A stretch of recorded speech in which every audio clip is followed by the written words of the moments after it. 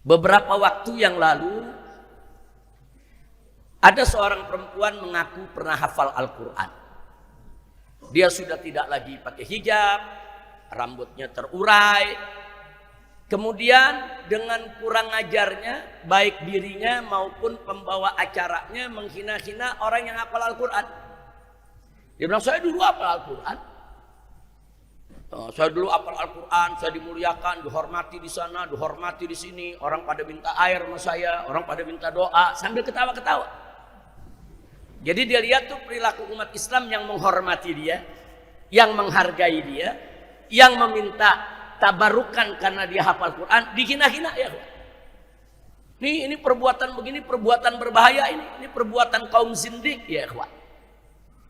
Nah, jadi bilang apa gunanya ngapal Quran? Ngapal Quran tuh nggak ada gunanya. Jadi sudah dia hina saudara, dia bilang nggak ada gunanya. Lalu kadang bilang bagaimana tuh Beb? Itu perempuan kan dulu hafal, dulu dia hafal. Nah kok sekarang dia bicara begitu? Itu tadi saudara. Jadi bukan dia yang lupain Al-Quran, Al-Quran yang lupain dia. Nah, enggak, kita sombong betul kita bilang kita lupa ayat Quran, kita ninggalin Quran. Enggak, Al-Quran ninggalin kita. Jadi Al-Qurannya udah ninggalin tuh perempuan. Saudara, Allah Maha tahu, oh ini kedepannya bakal jelek. Oh ini kedepannya bakal menghina Al-Quran. Oh ini kedepannya akan merendahkan para penghafal Quran. Allah Maha tahu ya ikhwan. Dari awal dia mulai menghafal Al-Quran, Allah tahu mana yang akan istiqomah menghafal Al-Quran, mana yang kedepannya akan berbuat tidak baik terhadap Al-Quran. Allah cabut itu hafalan saudara.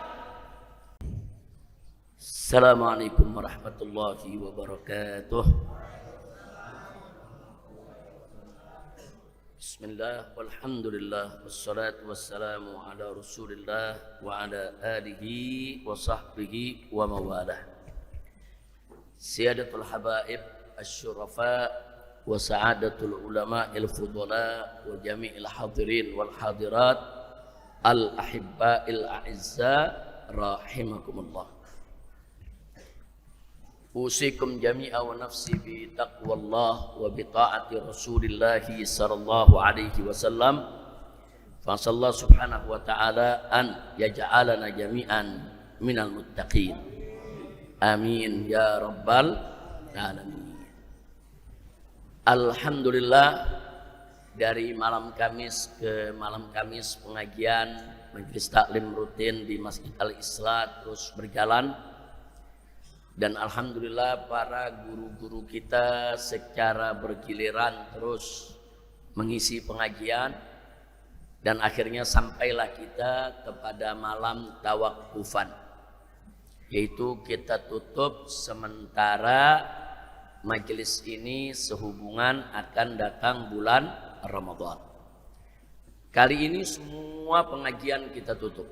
Biasanya majelis yang di markas syariat ya, kita tidak tutup yang di Petamburan. Matros khususnya tetap jalan di bulan Ramadan. Tapi tahun ini semua kita tawakufan, semua kita hentikan dulu karena saya ingin duduk di gunung, di pondok pesantren, di markas syariat selama bulan Ramadan, di samping untuk pemulihan supaya ke depan kita bisa lebih sehat lagi, segar lagi untuk bisa terus berjuang, berdakwah, sekaligus juga untuk mengisi pesantren kilat di bulan Ramadan selama 20 hari.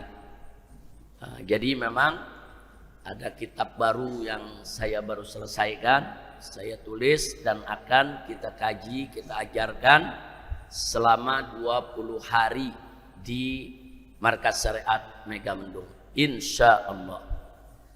Dan saya minta maaf kepada banyak pihak yang sudah mengundang. Hampir 2 minggu ini tidak ada yang saya datang. Tidak ada yang saya datang. Banyak undangan, baik di Jakarta maupun di luar Jakarta. Banyak yang saya tidak bisa hadiri karena memang kondisi saya naik turun. Kalau lagi enak kita ngisi, lagi nggak enak kita stop, nggak boleh dipaksakan. Karena memang sejak 2,5 tahun yang lalu, semenjak saya keluar dari penjara, Saya punya tim dokter sudah menyarankan, Habib ini harus dioperasi. Cuma saya masih belum berkenan untuk dioperasi sampai hari ini. Saya masih berusaha dengan obat, dengan terapi, dengan treatment, dengan aneka ragam cara, setidaknya bisa mengurangi. Walaupun saya tahu tidak bisa menyembuhkan, tentu yang maha penyembuh adalah Allah. Nah, jadi persoalannya sayanya belum siap, itu aja.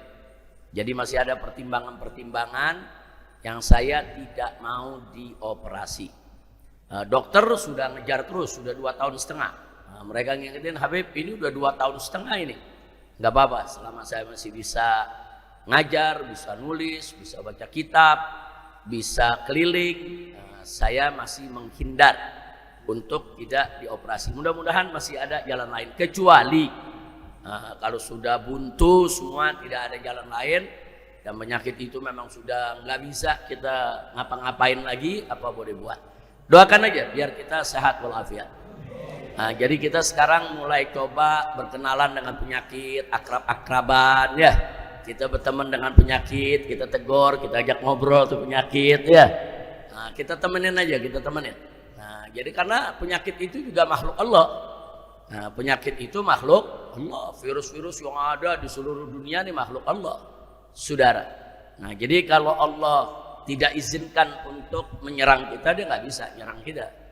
Tapi dengan izinnya lah, akhirnya Allah sering menguji para hambanya dengan penyakit-penyakit yang Allah berikan. Doakan saja, mudah-mudahan Allah berikan sehat walafiat.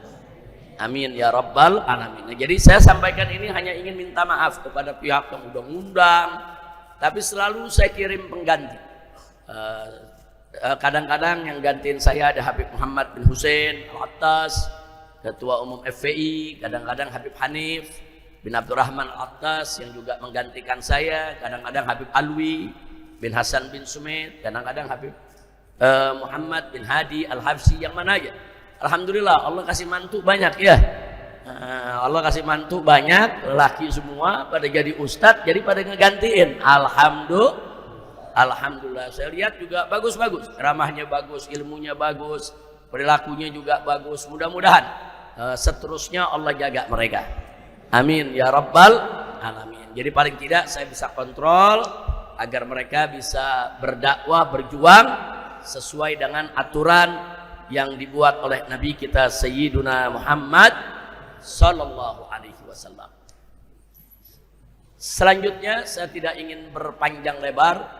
Tadi guru-guru kita Masya Allah sudah mengingatkan kita tentang kemuliaan bulan Ramadan. Ya, bulan Ramadan ini disebut Sahrus Siyam karena kita diwajibkan untuk berpuasa di dalamnya. Sahrus Siyam, bulan puasa. Bulan Ramadan juga disebut Sahrul Quran, yang tadi sudah dibahas oleh Kiai Awid, karena untuk pertama kalinya Al-Quranul Karim diturunkan di bulan Ramadan, makanya disebut Sahrul Quran, bulannya Al-Quran.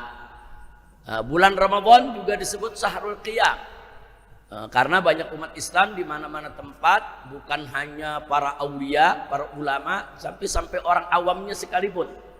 Paling banyak sholat sunnah itu di bulan Ramadan, itu dengan adanya sholat tarawih berjamaah di masjid di mana-mana. Jadi tarawih itu termasuk qiyamul lail, tarawih itu witir itu termasuk qiyamul lail. Makanya bulan Ramadan juga disebut Sahrul Qiyam, bulan sholat malam ya ikhwan. Nggak sampai di situ, Ramadan juga disebut Sahrun Azim, bulan yang agung, Syahrun Karim, bulan yang mulia. Kenapa? Karena di dalamnya ada Lailatul Qadar yang Allah nyatakan khairun min alfis syahr. Jadi malam yang luar biasa, malam keagungan adanya di bulan Ramadan. Makanya bulan Ramadan disebut Syahrun Azim, Syahrun Karim. Tidak sampai di situ, Ramadan juga disebut Syahrul Maghfirah, Syahrul Rahmah, Syahrul Barakah. Kenapa disebut Syahrul Maghfirah? Karena memang di bulan Ramadan Allah limpahkan aneka ragam maghfirah, pengampunan untuk hamba-hambanya yang mau berpuasa. Tadi Ustadz Mustafa Waraka sudah bawakan itu hadisnya, begitu juga yang lainnya. Nabi yang mengatakan man shoma ramadhana imana wa ihtisaba ghufira lahu ma taqaddama min dzambihi wa ma ta'akhkhar. Jadi orang yang betul-betul puasa dengan ikhlas, tulus, hanya cari ridha Allah, betul-betul dia puasa sesuai aturan syariat, maka dijamin saudara dosanya akan diampuni, baik dosa yang masa lalu maupun dosa yang akan datang. Wah, luar biasa itu jaminan. Makanya ini disebut syahrul maghfirah.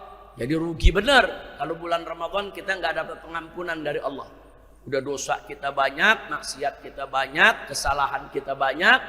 Kalau sampai kita tidak dapat pengampunan di bulan Ramadan, sangat rugi. Nah, ini juga disebut syahrul rahmah, bulan yang penuh rahmat. Dan syahrul barakah, bulan yang penuh keberkahan. Bagaimana enggak berkah? Di bulan ini kita melakukan satu sholat sunnah, pahalanya sama dengan satu wajib di bulan lain. Satu wajib kita lakukan di bulan ini sama dengan 70 wajib di bulan lain. Kenapa? Karena memang ini bulan barakah. Ramadan itu bulan barakah. Nah, maka itu di bulan Ramadan itu kita kejar. Kita kejar rahmah, kita kejar maghfirah, kita kejar barakah. Nah, bukan berarti di bulan lain tidak kita kejar, bukan. Tapi kesempatan untuk mendapatkannya dengan lebih mudah ada di bulan Ramadan. Jadi bulan Ramadan ini bulan yang luar biasa. Nah, karena itu yuk kita sambut bulan Ramadan dengan ikhlas, dengan ridho, dengan senang. Jangan sambut bulan Ramadan dengan pening, ya lapar lagi dah nih. Ya aus lagi dan ya lemes lagi. Jangan.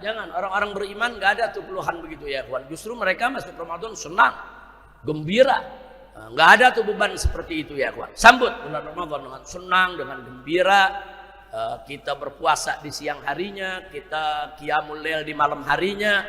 Perbanyak kita punya perbuatan baik di bulan Ramadan, insya Allah. Sekaligus bulan Ramadan ini juga di samping untuk kita tazkiyatun nufus, membersihkan jiwa, mensucikan hati kita, ini kesempatan kita. Nah, mereka yang ingin membersihkan hati dari sifat-sifat yang tercela, membersihkan diri mereka dari sifat-sifat perilaku yang tidak bagus, bulan Ramadan adalah peluang besar. Peluangnya di bulan Ramadan ini kita puasa, kita banyak baca Quran, kita qiyamul lail, kita sedekah, kita berbuat baik, dan bersihkan hati kita dari semua sifat yang jelek. Sifat seperti sifat riya, sifat ujub, sifat takabur, sifat iri, dengki. Saudara, karena zaman ini nih iri dengki Masya Allah suburnya luar biasa. Di tengah-tengah kehidupan kita nih iri dengki itu sangat berbahaya sekali. Di semua bidang ada iri dengki. Na'udzubillah min mendarik. Bagaimana kawan-kawan kita yang kerja di kantor ada yang iri dengki. Bagaimana yang bertetangga ada yang iri dengki. Bagaimana orang bermasyarakat ada yang iri dengki. Bagaimana orang berpolitik ada yang iri dengki. Bagaimana orang bangun pesantren ada yang iri dengki. Nah, yang bikin majelis ada yang iri dengki. Jadi ini iri dengki ini sifat iblis. Kenapa iblis diperintahkan oleh Allah untuk tunduk kepada Adam nggak mau? Saudara, karena satu memang takabur, dua dia iri. Kenapa Adam diciptain dari tanah, saya diciptain dari api? Dia merasa dirinya lebih mulia dari Adam. Kenapa mesti saya yang tunduk sama Adam? Nah, itu disampaikan kepada Allah Subhanahu wa taala. Nah, akibat takabur, iri dan dengkinya, akhirnya iblis itu saudara dikutuk oleh Allah. Dikutuk oleh Allah dan ditetapkan akan masuk neraka jahanam. Na'udzubillah min mendarik. Nah, jadi jangan kita ikuti langkah-langkah iblis. Jangan. Ini sifat takabur, sifat iri, dengki harus kita buang. Nah, kalau mau tahu kapan waktu yang tepat untuk membuang, nah ini Ramadan ini kesempatan kita. Bersihkan kita punya hati, bersihkan kita punya diri dari sikap-sikap seperti itu, insya Allah. Nah, selain itu di bulan Ramadan ini yuk kita pupuk, tambahkan kecintaan kita kepada Al-Quran. Tadi kita katakan bahwa Ramadan ini syahrul Quran. Allah sendiri yang menyatakan dalam Al-Quranul Karim bahwa Al-Quran itu diturunkan pertama kali di bulan Ramadan. Wallahu subhanahu wa ta'ala qala syahrul Ramadan alladzi unzila fihil Quran. Bulan Ramadan adalah bulan yang pertama kali Allah turunkan Al-Quran. Nah, berkenaan dengan ini, saya hanya ingin ingatkan. Beberapa waktu yang lalu, ada seorang perempuan mengaku pernah hafal Al-Quran. Kemudian, dia melakukan wawancara, podcast, semacam podcast begitu ya, disebarluaskan, viral di medsos-medsos, saudara. Dia sudah tidak lagi pakai hijab, rambutnya terurai. Kemudian dengan kurang ajarnya, baik dirinya maupun pembawa acaranya menghina-hina orang yang hafal Al-Quran. Dia bilang, saya dulu hafal Al-Quran. Saya dulu hafal Al-Quran, saya dimuliakan, dihormati di sana, dihormati di sini. Orang pada minta air sama saya, orang pada minta doa, sambil ketawa-ketawa. Jadi dia lihat tuh perilaku umat Islam yang menghormati dia, yang menghargai dia, yang meminta tabarukan karena dia hafal Quran, dihina-hina ya. Ini perbuatan begini, perbuatan berbahaya ini perbuatan kaum zindik ya, ikhwan. Nah, jadi dia katakan enggak penting itu untuk menghafal Al-Quran. Dan saya lihat ada dua wawancara. Nah, ada satu dengan salah satu tokoh, satu lagi dengan salah satu presenter ya, Pak. Dan itu viral. Nah, jadi bilang apa gunanya ngapal Quran? Ngapal Quran tuh nggak ada gunanya. Jadi sudah dia hina, saudara, dia bilang nggak ada gunanya. Nah, itulah pentingnya di bulan Ramadan baca Quran, kenalan dengan Al-Quran, pelajari Al-Quran, pahami isi kandungan Al-Quran, amalkan isi kandungan Al-Quran, baru nanti kita tahu bagaimana manfaat dan gunanya Al-Quran. Nah, bicara soal hafal, saudara, Allah yang nyatakan dalam Al-Quran, faqala ta'ala, inna nahnu nazzalna dzikra wa inna lahu lahafidhun. Di sini Allah menggunakan, saudara, dengan dhamir jamak. Inna nahnu, sesungguhnya kami, nazzalna dzikra, yang menurunkan ad-dzikra, yaitu menurunkan Al-Quran. Wa inna nahnu lahafidhun, dan sesungguhnya kami yang akan jaga. Di sini Allah menggunakan kata kami. Nah, kenapa Allah menggunakan kata kami? Bukan Allahnya berbilang, bukan Allahnya banyak, bukan. Kata kami dalam bahasa Arab ada dua. Ada satu menunjukkan banyak, kami, kita, banyak. Ada juga menunjukkan ta'zim, mengagungkan. Jadi kalau Allah mengatakan nahnu, kami, Allah sedang mengagungkan dirinya. Allah sedang mengagungkan zatnya. Nah, kalau orang yang nggak ngerti bahasa Arab langsung protes, kok pakai nahnu, berarti Tuhannya banyak dong. Nah, itu nggak ngerti bahasa Arab dia ya, ikhwan. Nah, jadi kita nggak laden itu yang nggak ngerti bahasa Arab, maksud bicara tentang Al-Quran. Jadi di situ Allah katakan wa inna lahu lahafidun, inna nahnu nazzalna dzikra wa inna lahu lahafidun. Nahnu, inna nahnu, sesungguhnya kami yang menurunkan Al-Quran tersebut. Nah, kalau Allah menggunakan nahnu dalam Al-Quran, khususnya dalam ayat ini, ada dua isyarat yang mesti kita paham. Yang pertama, saudara, kalau Allah mengatakan dengan saya, berarti Allah tidak libatkan unsur lain. Khalaqtul jinna wal insa, aku ciptakan jin dan manusia. Kalau Allah sudah mengatakan khalaqtu, saya ciptakan, aku ciptakan, berarti Allah nggak libatkan unsur lain. Seperti apa? Seperti Allah menciptakan Nabi Adam, seperti Allah menciptakan Siti Hawa, nggak ada bapak, nggak ada ibu. Nah, saudara, nggak ada unsur lain Allah libatkan, langsung Allah yang ciptakan. Tapi kalau Allah menyatakan khalaqnal insan, kami menciptakan manusia, nah di situ ada isyarat, berarti ada proses unsur lain Allah libatkan. Nah, seperti penciptaan siapa? Penciptaan kita. Allah menciptakan kita dengan melibatkan orang tua kita. Ada ibu kita, ada bapak kita, ada sperma ayah, ada sel telur ibu. Nah, kemudian bagaimana sel telur itu bertemu dengan sperma di dalam rahimnya. Kemudian kita hidup dalam rahim ibu selama 9 bulan. Artinya apa? Ada unsur lain Allah libatkan dalam penciptaan kita. Ada ibu, ada bapak, dan seterusnya. Nah, jadi kalau Allah menyatakan khalaqtu, saya ciptakan, dengan khalaqna, kami ciptakan, itu ada isyarat yang berbeda. Yang satu Tidak ada unsur lain Allah libatkan. Yang satu lagi ada unsur lain Allah libatkan. Jadi domir nahnu kami ada dua maksud. Pertama ditakzim, untuk menunjukkan keagungan kebesaran Allah. Yang kedua untuk menunjukkan ada unsur lain yang terlibat. Begitu juga penurunan Al-Quran dan penjagaannya. Inna nahnu nazzalna dzikra, sesungguhnya kami yang menurunkan Al-Quran. Satu, Allah ingin menunjukkan betapa agungnya Allah, betapa mulianya Allah. Tapi pada saat yang sama isyarat proses turunnya Al-Quran kepada kita ada proses. Dari Allah diberikan ke malaikat Jibril yang melakukan proses pewahyuan kepada Nabi. Berarti ada siapa yang dilibatkan? Ada malaikat Jibril Allah libatkan, unsur lain. Nah kemudian dari Nabi disampaikan ke sahabat nggak terima langsung dari malaikat Jibril. Ada proses dari sahabat ke tabi'in ke tabi'in sampai ke kita saat ini. Jadi Al-Quran sampai kepada kita saudara melalui proses periwayatan yang mutawatir. Nah makanya Allah nyatakan inna nahnu nazzalna dzikra, maka sesungguhnya kami yang menurunkan Al-Quran itu kepada kamu nih semua. Nah ada yang Allah turunkan kepada nabinya lewat malaikat Jibril. Nah ada yang Allah turunkan kepada para sahabat lewat lisan nabinya. Ada Allah turunkan kepada para tabi'in lewat para sahabat Nabi. Allah turunkan lagi kepada tabi'in lewat para tabi'in. Dan Allah turunkan kepada kita lewat guru-guru kita. Nah, kira-kira jelas tidak? Nah selanjutnya dikatakan wa inna lahu lahafidun, dan kami yang akan menjaga. Artinya Al-Quran itu saudara pasti dijaga oleh Allah. Tapi jangan lupa Allah menggunakan inna, kami yang akan menjadi penjaga. Artinya apa?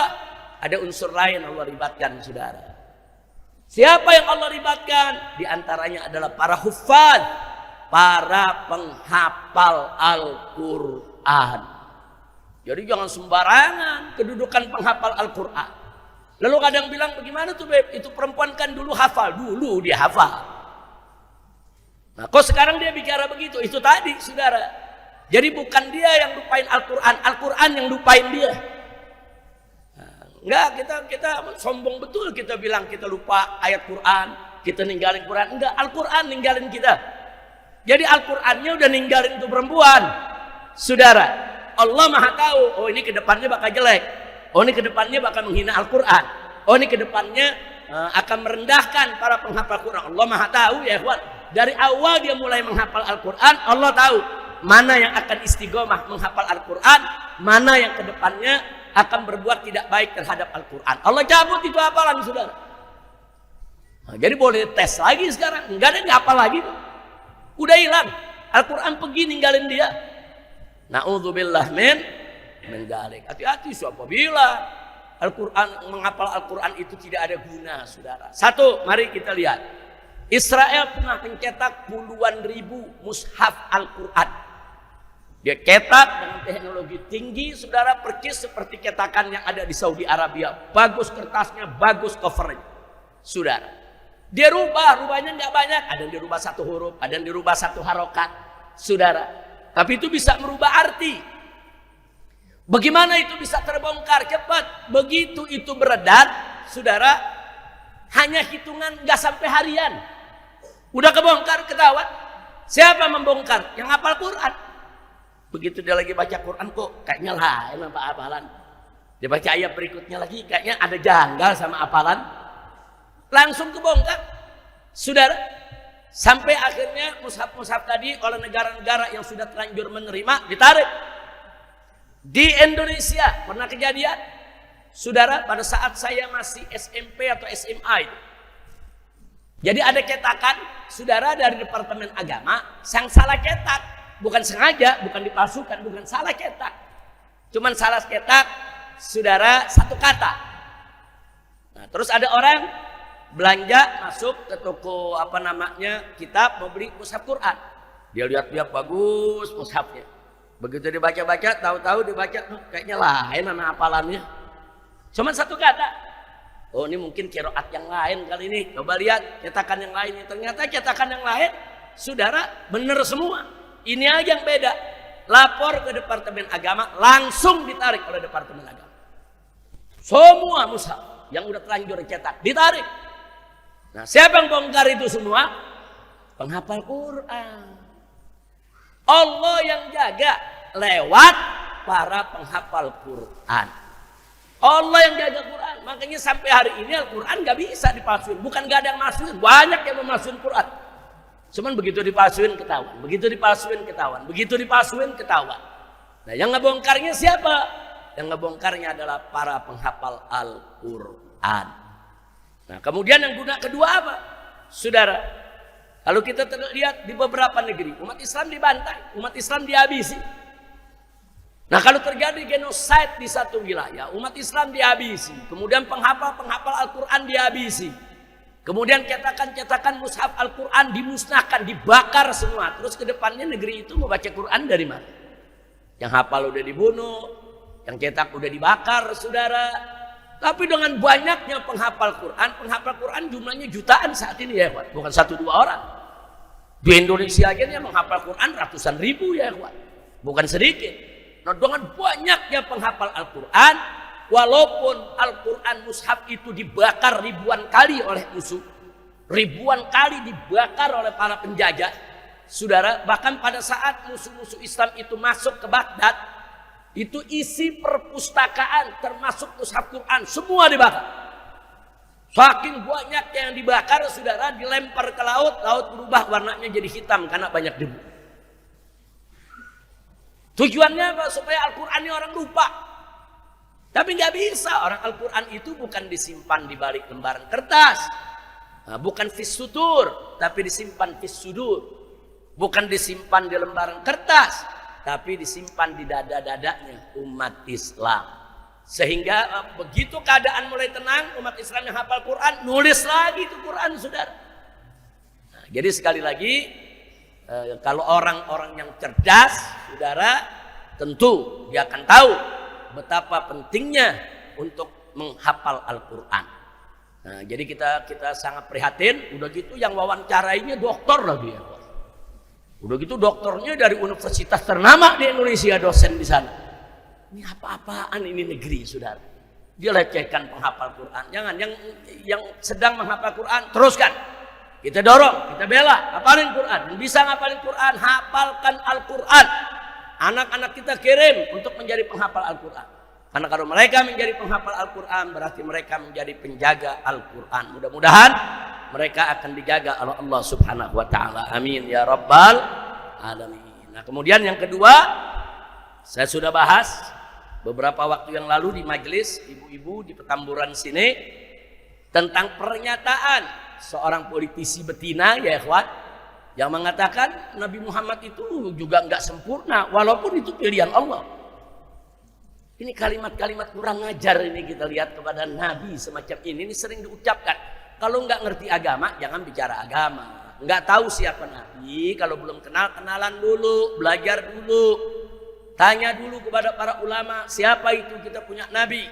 Terlalu banyak ayat-ayat Al-Quran dan hadis-hadis Nabi yang menunjukkan kesempurnaan Nabi, keagungan Nabi, kemuliaan Nabi, ketinggian kedudukan Nabi, kesucian Nabi. Shallu ala Nabi. Nah, jadi kalau kita sudah lihat, kalau kita paparkan, saudara, wah nggak habis-habis. Begitu banyak ayatnya, saudara, yang menunjukkan Nabi itu mulia, Nabi itu agung, Nabi itu suci, Nabi itu sempurna. Makanya para ulama banyak menyebut Nabi al-insanul kamil, manusia yang sempurna. Nah, jadi saya pikir saya nggak mau tambah lagi, tapi masih banyak kejadian-kejadian. Walaupun saya di rumah, tapi saya terus mengikuti berita. Saya lihat satu persatu kok jadi ngawur-ngawuran ya. Nah, jadi ini yang perlu saya sampaikan. Yang terakhir, saya mau beri masukan untuk negara, begitu juga untuk oligarki, saudara, berkaitan dengan tadi yang disampaikan oleh Habib Muhammad bin Hussein soal PSN, proyek strategis nasional, saudara. Bukan rakyat tidak mendukung, bukan ulama tidak mendukung, bukan habaib tidak mendukung. Kita mendukung proyek strategis nasional, tapi proyek tadi nggak boleh melanggar aturan. Jangan nubruk aturan, jangan menindas rakyat, jangan merampas tanah rakyat, nggak boleh, haram. Silakan bikin proyek strategis nasional. Ayo diskusikan. Diskusi dengan DPR, diskusi juga dengan ormas-ormas yang ada di Indonesia. Diskusi dengan para tokoh, cari masukannya. Mana yang pantas untuk dijadikan proyek nasional, mana yang gak pantas dijadikan proyek strategi nasional, saudara. Proyek strategi nasional itu kucuran dananya bukan sedikit. Belum lagi yang korupsi, saudara. Nah, jadi sekali lagi, bukan kita tidak mendukung PSN, kita dukung, tapi ikut aturan. Nah, kalau nggak ikut aturan, saudara, ya kita lawan.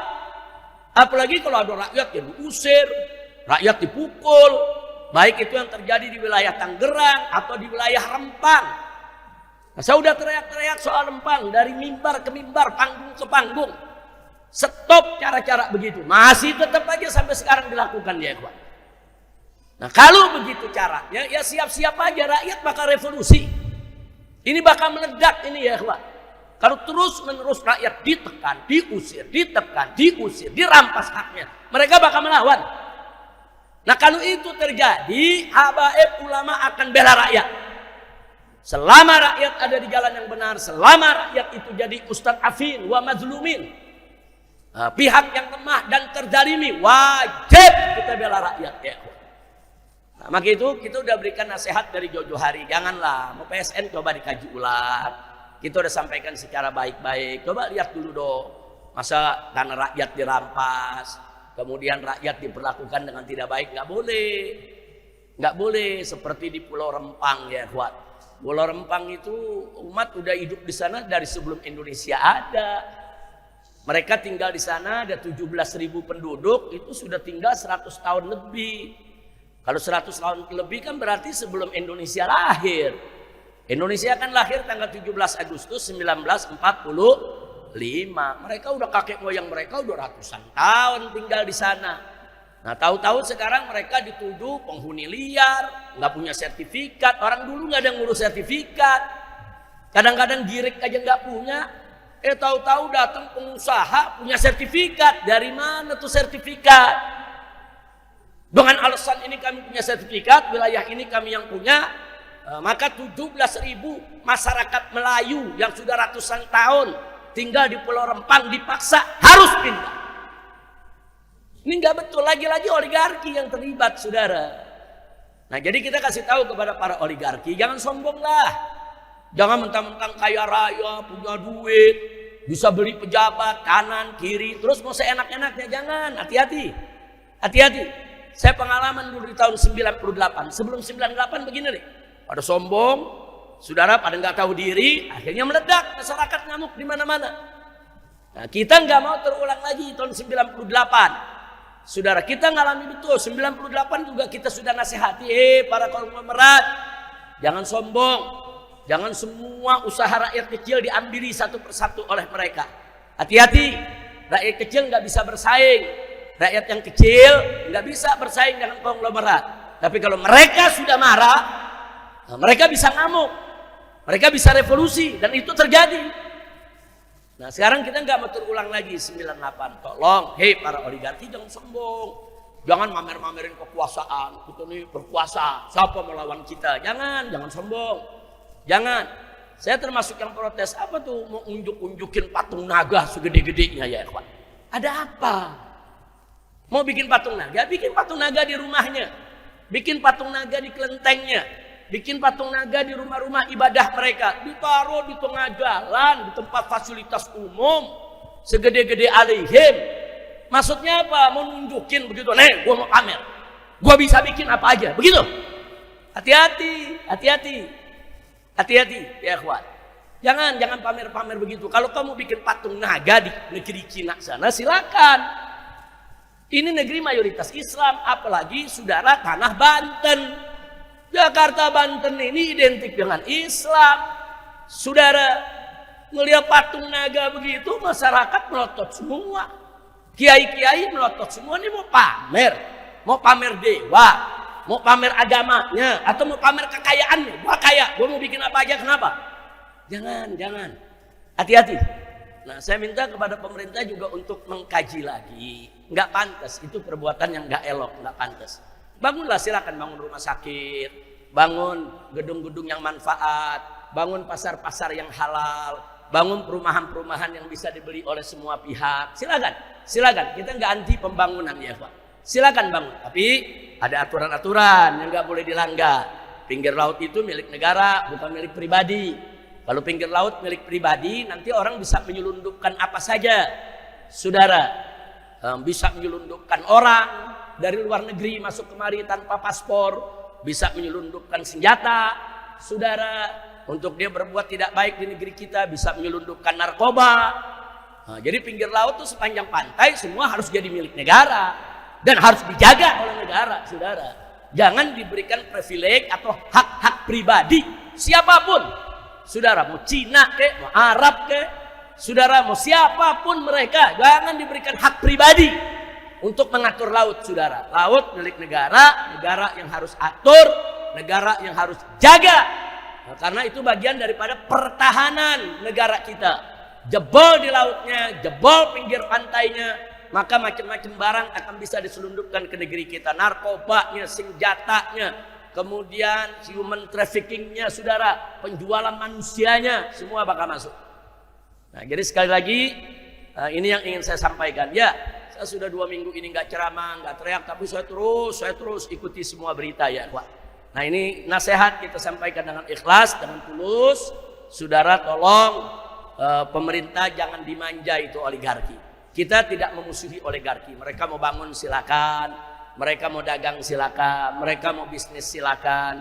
Tapi ada norma-norma agama jangan mereka langgar, norma-norma budaya jangan mereka langgar. Jangan. Dan jangan adu domba umat, jangan. Oh, ini yang ribut santri nih, dia bayar santri lain untuk turun bela dia. Jangan. Oh, ini yang memfatwakan haram ulama nih, dia bikin majelis-majelisan, saudara. Ini kan ada ulama, ada ulama-ulamaan. Ada majelis ulama, ada majelis ulamaan, saudara. Ini divide et impera ala Belanda. Dia adu domba. Kiai diadu domba, kelompok diadu domba, saudara. Dan jangan sok jago kagak nurunin preman, saudara, nguber masyarakat. Jangan, saudara. Saya udah lama nggak nurunin laskar, tapi kalau begini modelnya lama-lama kita turunin juga, saudara. Jangan nantang, jangan preman. Ada tokoh aktivis guber aktivis dipukulin, saudara, sama preman. Jangan, saudara. Jangan dipikir tuh Habib takut, ulama takut, kiai takut, aktivis takut. Enggak, kita enggak takut. Cuma kita tahu diri, enggak mau diadu domba sesama anak bangsa. Kalau kita ribut di bawah sesama kita, oligarki tepuk tangan. Nah, berhasil kan? Gua adu lo. Karena kita ribut sama kita, saling lapor satu sama lainnya.